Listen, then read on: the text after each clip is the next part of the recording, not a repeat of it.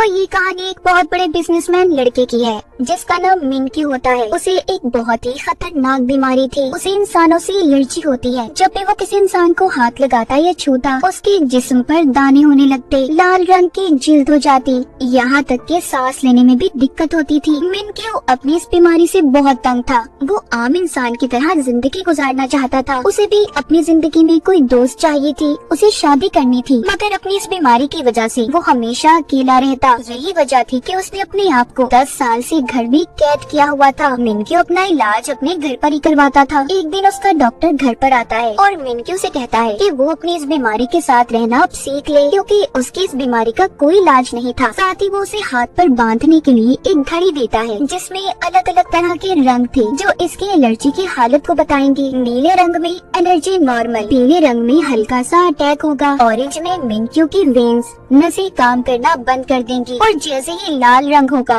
वो कुछ ही देर में मर जाएगा। एक दिन एक साइंटिस्ट मिनक्यू से राब्ता करता है जिसका नाम होंग था। वो बताता है कि उसने अपनी टीम के साथ मिलकर एक रोबोट तैयार किया है जो कि बिल्कुल एक इंसान की तरह काम करेगी। मिनक्यू अगर उसे हाथ भी लगाएगा उसे एलर्जी का अटैक नहीं होगा। साइंटिस्ट होंग उसे इस रोबोट की कीमत $100 बिलियन बताता है। अब अगले दिन जब मिनक्यू लैब में जाकर उस रोबोट को देखता है जिसे देखकर वो हैरान हो गया था। उस रोबोट को एक बहुत ही खूबसूरत लड़की की शक्ल देकर बनाया गया था। जब मिनक्यू उसे हाथ लगाता है तो उसे कुछ भी नहीं होता। ये देखकर तो वो खुश हो गया था। वो रोबोट इसको अपना नाम AJ3 बताती है। मिनक्यू इसे AJ3 रोबोट को खरीदने के लिए तैयार था और बहुत सारे पैसे इस रोबोट पर लगा देता है। अगले दिन जब साइंटिस्ट इस रोबोट को टेस्ट कर रहे थे तो एक साइंटिस्ट सोडा की बोतल को उछाल देता है जिसमें से एक बूंद इस AJ3 के अंदर गिर जाती है। बहुत बड़ा शॉर्ट सर्किट हो गया था और उस रोबोट का प्रोसेसिंग सिस्टम खराब हो जाता है जिससे वो चला करती थी। ये देखकर सारी टीम बहुत ज्यादा परेशान थी क्योंकि अगले दिन AJ3 को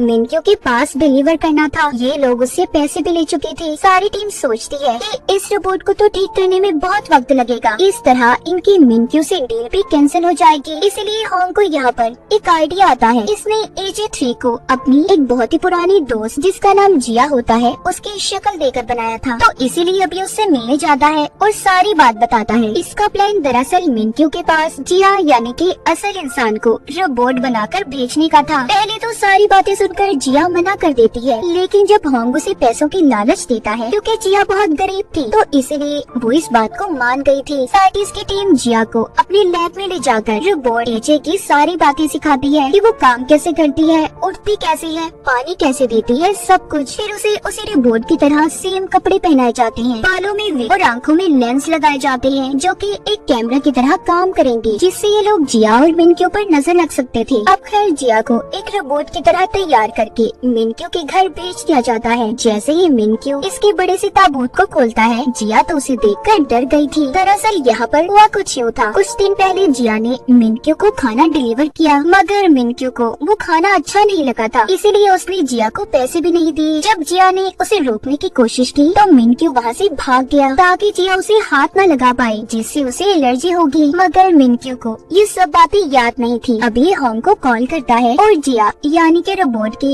इस डर और गुस्से के बारे में पूछता है। होंग की सुनकर उसे एक कहानी सुनाता है। कहता है इस रोबोट AJ3 की 2 मोड है, एक ऑपरेशनल और दूसरा फ्रेंड मोड। ऑपरेशनल में वो गुस्सा और नाराज हो जाती है जबकि फ्रेंड मोड में इंसानों की तरह बर्ताव करेगी। होंग साथ ही मिनक्यू से ये भी कहता है उसकी गर्दन के पीछे एक बटन है, तुम उसे दबा दो सब ठीक हो जाएगा। अब मिनक्यू ऐसा ही करता है और जिया का टेस्ट लेता है, मतलब कि उसके सामने तो वो एक रोबोट ही थी ना। मिनक्यू देखना चाहता था कि ये सभी सही से काम करती भी है या नहीं। तभी होंग के लैब की लाइट चली जाती है। अब ये सब कुछ जिया को अकेले ही संभालना था क्योंकि होंग तो अब उससे राब्ता नहीं कर सकता था। मिनक्यू सबसे पहले एक बॉक्स खोलने का कहता है जिसको एक मैथ के कोड के हिसाब से खोलना था, मगर जिया का मैथ तो बहुत ही कमजोर होता है तो इसलिए वो उस बॉक्स को तोड़ देती है। दूसरा टेस्ट उसका एक उबले हुए अंडे को छीलने का था जिसे उसको 10 सेकंड में पूरा करना था। जिया अब क्योंकि रेस्टोरेंट में काम करती थी इसलिए इस टेस्ट को बड़े ही आराम से पास कर लेती है। मिनक्यू उसकी इस बातों से बहुत खुश हो गया था और उसे अपने साथ रखने का सोच लेता है। जब उधर लैब की लाइट आती है होंग उसकी टीम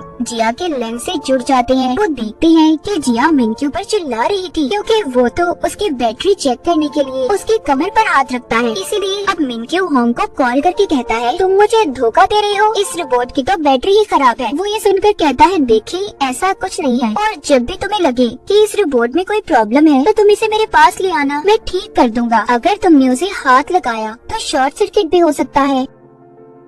अब इसके बाद मिनक्यू जब अपने किचन में पानी पीने जाता है तो एकदम से उसका सांस बंद हो गया था। जिया भागकर उसके पास आती है और उसकी कमर थपथपाती है, जिससे वो कुछ ही देर में ठीक हो गया था। वो उससे पूछता है कि तुमने मेरी ऑर्डर हुक्म के बगैर ये काम कैसे किया। वो बताती है, मेरे अंदर बहुत से फंक्शंस हैं जिनकी मदद से मैं खुद भी काम कर सकती हूँ। यहाँ पर मिनक्यू जिया को जब पहली बार हाथ लगाता है तो हैरानी की बात ये थी, उसे कुछ भी नहीं होता, कोई एलर्जी नहीं। हालांकि जिया असल में तो आम इंसान ही थी ना, बस उसकी नजरों में एक रोबोट होने का नाटक कर रही थी। रात को होंग जिया को बैटरी ठीक करने के बहाने लैब में ले आता है, जहाँ पर वो उसे कहता है कि तुम जानती भी हो तुम हम सबको फंसाने वाली थी। अगर मिनक्यू सच्चाई जान जाता तो क्या होता। इस बात पर जिया को गुस्सा आता है। वो समझती है कि उसने अपना काम सही से नहीं किया, इसीलिए वो लैब से चली जाती है। जिसके बाद होंग और उसकी टीम को ये बात पता चलती है कि AJ3 रोबोट को ठीक करने के लिए अफ्रीका में भेज दिया गया है, जहाँ पर उसे 2 हफ्ते और लग सकते हैं। उसी वक्त होंग को मिनक्यू की भी कॉल आती है, जो कहता है कि मुझे तुम्हारा बनाया हुआ रोबोट AJ3 बहुत पसंद आया, मैं इसे 1 महीने के लिए लेना चाहता हूँ। होंग को कुछ समझ नहीं आती कि अब वो क्या करेगा, इसीलिए वो जिया को वापस बुलाता है और कहता है कि कुछ दिन और तुम्हें रोबोट बनकर मिनक्यू के सामने रहना होगा। इसके बदले में वो उसे ज्यादा पैसे देने की लालच भी देता है और कहता है कि हर रात तुम्हें चार्ज करने के बहाने हम लैब में ले आएंगे। ये सब बातें सुनकर जिया फिर से रोबोट बनने के लिए तैयार थी। एक दिन जिया बाथरूम में जाती है, बाथरूम को मिनक्यू के महंगे परफ्यूम से साफ कर रही थी। तभी उधर मिनक्यू आ जाता है और उसे इस तरह देखकर कहता है कि रोबोट तो पानी के पास नहीं जा सकते, तो तुम ये सब कैसे कर रही हो। जिया रोबोट की तरह उसे जवाब देती है कि मैं एडवांस रोबोट हूँ जो हर काम कर सकती हूँ। तभी मिनक्यू जब मुड़ने लगता है तो वो जिया के मुंह पर आते पसीने को नोटिस करता है। ये देखने जब वो दोबारा पीछे मुड़ता है तो तभी उसका पाँव साबुन के ऊपर आ गया था, जिससे वो फिसल जाता है और उसकी कमर में चोट लग गई थी। इस तरह एक दिन जिया सफाई करते हुए मिनक्यू के ताश के पत्तों का बना हुआ घर खराब कर देती है, जिसको बनाने में उसे 10 साल लगे थे। ये देखकर मिनक्यू को गुस्सा आ जाता है। तभी जिया कहती है, मेरी बैटरी 5% रह गई है, और खुद ही बंद होने का नाटक करती है। मिनक्यू होंग को अपने घर पर बुलाकर पूछता है कि आखिर तुम्हारे रोबोट में क्या मसला है, उसकी गलतियों की वजह से मेरे नुकसान हो रहे हैं। होंग कहता है, मुझे थोड़ा टाइम दे, मैं इसे ठीक कर दूंगा। एक दिन मिनक्यू के खास मेहमान ने घर पर आना था, तो इसलिए वो जिया को बाहर निकलने से मना करता है। दरअसल उसका खास मेहमान एक लड़की थी जिसे मिनक्यू बहुत पसंद करता था। अब वो लड़की जब उसके घर आती है और मिनक्यू से मिलते हुए उसके कंधे पर हाथ लगाती है, उसको एलर्जी होने लगी थी। वो लड़की मिनक्यू की इस बीमारी के बारे में नहीं जानती थी, तो इसीलिए वो एक मीटिंग का बहाना बनाकर वहाँ से भागकर घर के अंदर आ जाता है और उस कमरे तक पहुँचने की कोशिश करता है जहाँ पर उसकी एलर्जी के इंजेक्शन थे, मगर कमजोर होने की वजह से इंजेक्शन को नहीं लगा पाता। तभी ये देखकर उधर जिया आती है। मिनक्यू जमीन पर बेहोश पड़ा था। यही सी कहानी हमें उस वक्त की दिखाई जाती है जब मिनक्यू को ये बीमारी नहीं थी, उसके लिए सब कुछ नॉर्मल था। मिनक्यू ने जब ताश के पत्तों का पहला घर बनाया तो बहुत खुश हुआ। एक दिन छोटे मिनक्यू की बर्थडे पार्टी थी, बहुत से लोग जमा होते हैं, सभी बहुत खुश थे। जब पार्टी से मिनक्यू अपने मॉम डैड के साथ घर जा रहा था तो उसका गुब्बारा उसकी डैड की आंखों के सामने आ गया, जिससे उन्हें सामने से आने वाला ट्रक नजर नहीं आया और उनकी गाड़ी का एक्सीडेंट हो गया, जिसमें मिनक्यू के मॉम डैड मारे गए। उनके फ्यूनरल पर बहुत से लोग जमा थे। तभी मिनक्यू का बड़ा बनने की कोशिश में लगे थे। दरअसल उन्हें मिनक्यू से कोई मतलब नहीं था, वो सब तो इसकी डैड की जायदाद के पीछे पड़े थे। तभी एक दिन मिनक्यू को एक लिखा हुआ नोटिस मिलता है जो कि मैडम एक्स का था, जिनके बारे में हमें आगे जाकर पता चलेगा, जिसमें लिखा था कि बच्चे तुमने किसी भी पेपर्स पर साइन नहीं करने।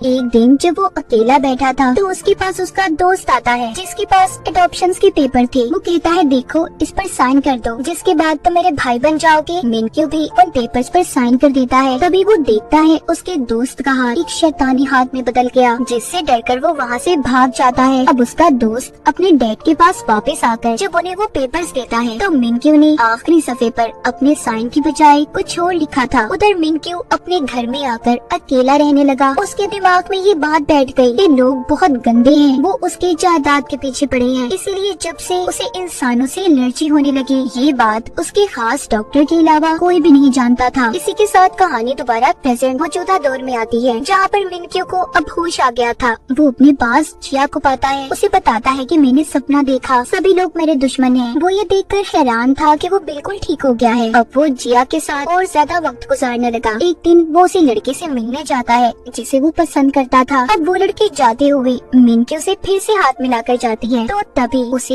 एलर्जी हो गई थी। वो अपना इंजेक्शन निकालकर लगाने की कोशिश करता है, मगर फिर सोचता है कि आखिर वो कब तक ऐसी जिंदगी गुजारता रहेगा, इसीलिए वो अपने इंजेक्शन को पानी में फेंकने जाता है। तभी जिया उसके पास आती है और ये क्या, उसकी एलर्जी खत्म हो गई थी। बिना किसी इंजेक्शन को लगाए बगैर उसकी घड़ी का टेम्परेचर भी नॉर्मल नीले रंग पर आ जाता है। जब ये वापस घर जा रहे होते हैं तो मिनक्यू एक आदमी से टकराकर गिर गया था, मगर इसे तब भी कुछ नहीं होता। ये सब देखने के बाद तो उसे अपने ऊपर यकीन ही नहीं आता कि वो ठीक हो गया है, इसीलिए अब वो ये देखने के लिए कि वो ठीक है या नहीं, वो जिया को लेकर लोगों की भीड़ में जाने का फैसला करता है, जो उसने कभी भी अपनी जिंदगी में नहीं किया था। जब दोबारा से वो एक बच्चे से टकराता है तब भी उसे कुछ नहीं होता। एक बार फिर जब उसे एक आदमी हाथ लगाता है, इस बार भी उसे कुछ नहीं हुआ था। वो अपने डॉक्टर को कॉल करता है और कहता है कि मैं बिल्कुल ठीक हो गया हूँ। तभी एक आदमी जब इससे टकरा जाता है, यहाँ पर जिया भी उसके साथ नहीं थी। मिनक्यू की एलर्जी दोबारा शुरू हो जाती है। जब ये दूर खड़ी जिया की तरफ देखता है तो ठीक हो जाता है। कॉल पर मिनक्यू डॉक्टर से कहता है कि कोई तो है जिसे जब मैं देखता हूँ ना तो ठीक हो जाता हूँ। ये सब सुनकर डॉक्टर भी हैरान थी। मिनक्यू भागकर जिया के पास जाता है और कहता है कि मैं तुम्हारे लिए दुनिया की सबसे बड़ी बैटरी खरीदूंगा, तुम हमेशा मेरे पास रहोगी। घर आकर वो सब कुछ दोबारा से डॉक्टर को बताता है। डॉक्टर कहते हैं मिनक्यू मैं हैरान हूँ कि तुम बिना इंजेक्शन के ठीक हो गए। अब मिनक्यू जहाँ पर भी जाता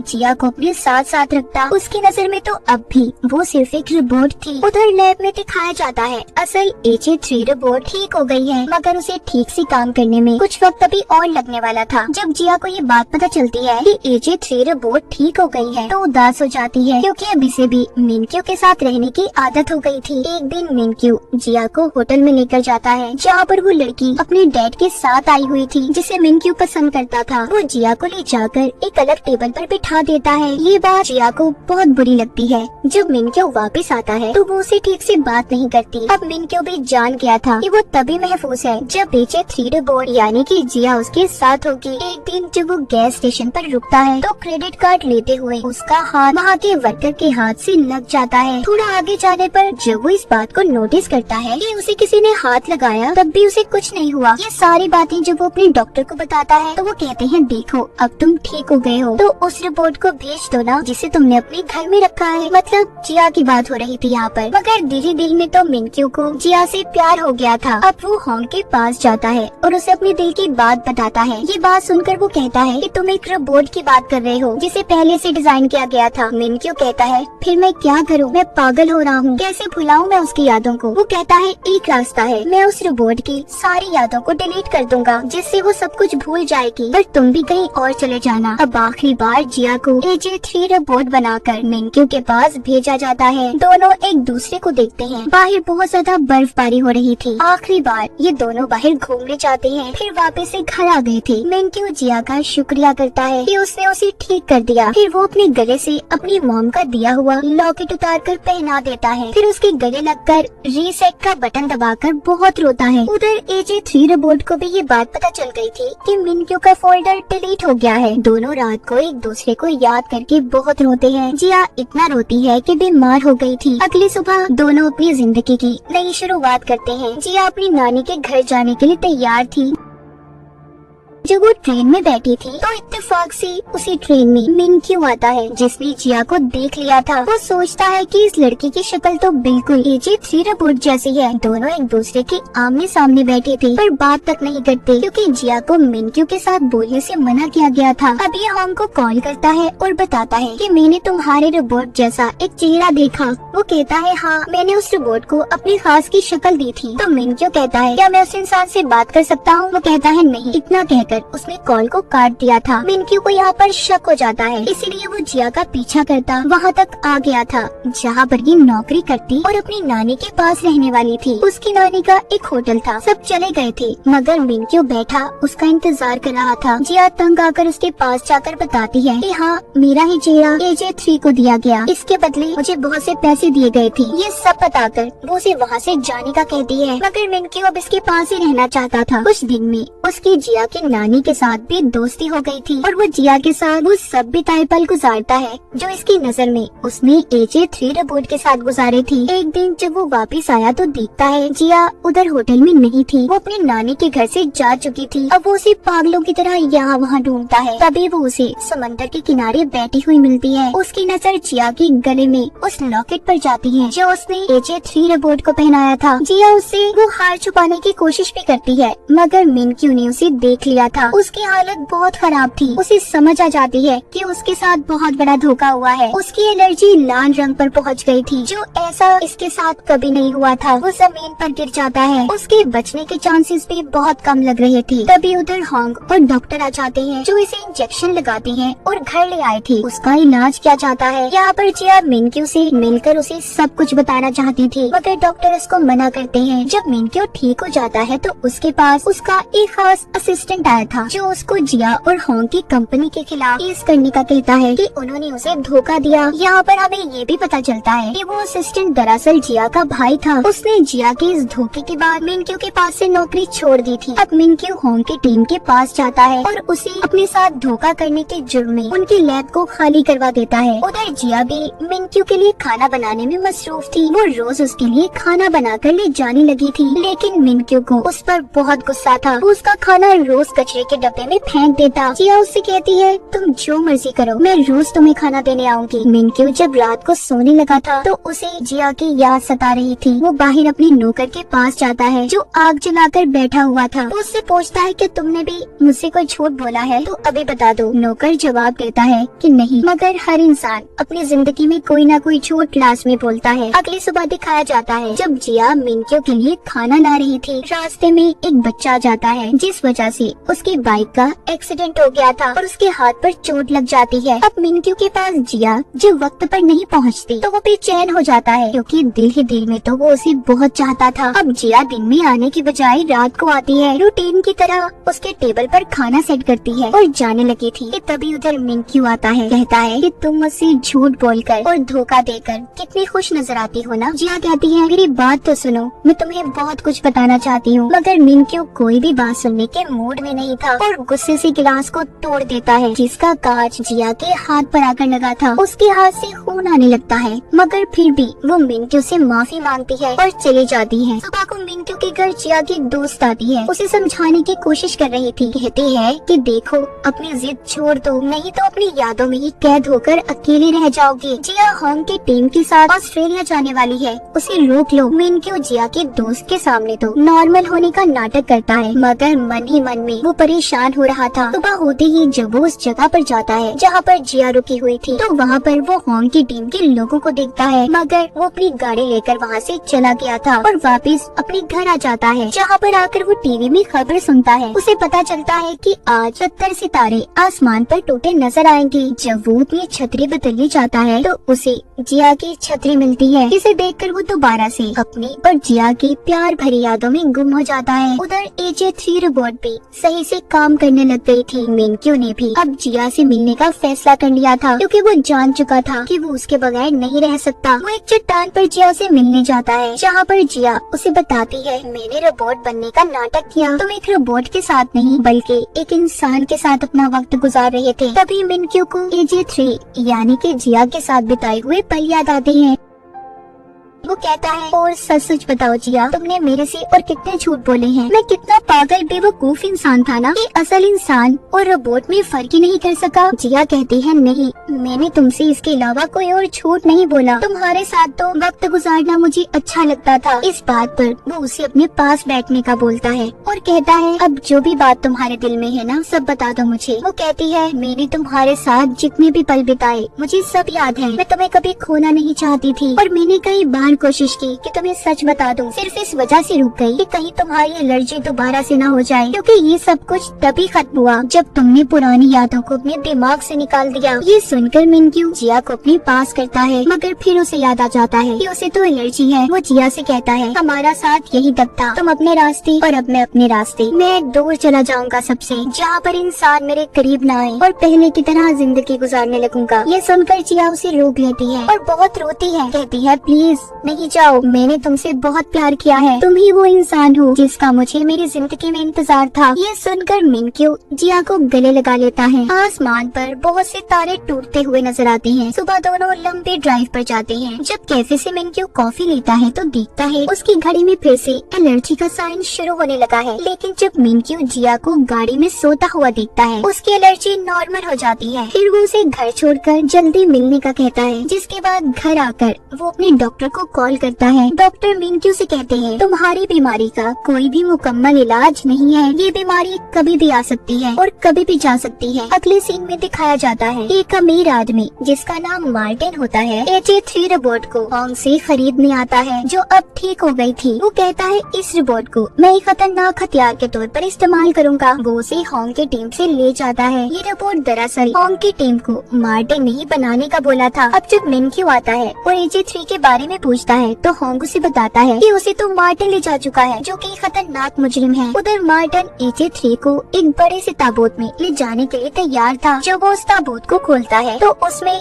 रोबोट नहीं थी। दूसरी तरफ वो AJ रोबोट को हम शहर में घूमता हुआ देखते हैं, जिसके पास ना ही कोई यादें थी और ना ही उसे अपने बारे में कुछ पता था। अब मिनक्यू भी अपने घर वापस आ गया था, जहाँ पर उसे छोटा सा क्यूट रोबोट हाय करता है। वो देखता है उसके किचन में जिया और होंग की टीम मिलकर खाना बना रही है। जिया उसे अपने जाने का बताती है, जो सुनकर मिनक्यू उदास हो गया था और बहाने लगाने लगता है। कहता है कि आज मौसम बहुत खराब है, उन्हें यहीं पर रुक जाना चाहिए। उधर बाहर हम AJ3 रोबोट को देखते हैं, जो अपने अंदर सेव वीडियोस को देख रही थी। एक मार्टिन की वीडियो जिसमें वो कहता है कि वो उसे एक खतरनाक हथियार के तौर पर इस्तेमाल करेगा, जबकि दूसरी वीडियो वो होंग की टीम की देखती है, जिसमें सब कहते हैं, तुम एक फ्रेंडली रोबोट हो, इंसानों की दोस्त बनोगी। अब यहाँ पर AJ3 मार्टिन की वीडियो को अपने अंदर से डिलीट करके होंग की टीम की वीडियो को रख लेती है, यानी कि उसने अपने दिमाग में इंसानों से दोस्ती बिठा ली थी। अगले सीन में हम मिनक्यू को मैडम एक्स से मिलते हुए देखते हैं। ये वही लेडी थी जिन्होंने बचपन में मिनक्यू को नोट लिखा था कि किसी पेपर पर साइन मत करना। ये हर वक्त उसकी मदद किया करती थी। अब ये से बताती है, मार्टिन एक बहुत ही खतरनाक आदमी है, अगर हमने उसे पकड़वा दिया